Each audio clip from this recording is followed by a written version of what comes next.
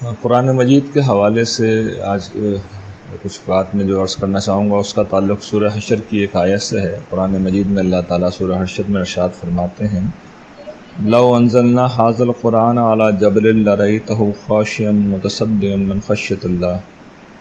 تو یہ آیت ہمیں بتاتی ہے کہ قرآن مجید اللہ تعالیٰ اگر پہاڑوں پر نازل کر دیتے تو وہ کہتے ہیں کہ اللہ تعالیٰ کی خشیت سے وہ ٹکڑے ٹکڑے ہو جاتے۔ یہ اس بات کا اظہار ہے کہ اللہ تعالیٰ جب کسی فرد یا گروہ یا کسی مخلوق کو اگر مخاطب کر لیں تو یہ بہت بڑی بات ہوتی ہے۔ یہ اتنی بڑی بات ہے کہ اگر پہاڑ کو وہ مخاطب کر لیں تو وہ پاش پاش ہو جائے گا۔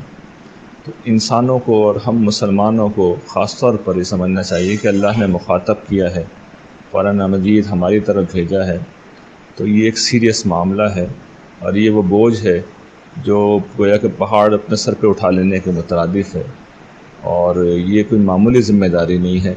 قرآن مجید جب سامنے آ جائے تو نہ انسان اپنی زبان سے کچھ نکال سکتا ہے، نہ اپنا کوئی استدلال کر سکتا ہے، نہ اپنی کوئی مرضی پیش کر سکتا ہے۔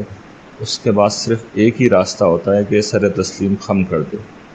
قرآن مجید کی عظمت ہے اور یہ اللہ کا بڑا کرم ہے کہ اس نے ہمیں اپنی کتاب دی ہے، لیکن اس کا یہ پہلو ہمیشہ سامنے رہنا چاہیے کہ بہت بڑی ذمہ داری ہے اور قرآن مجید کو بہت سیریسلی لینا چاہیے۔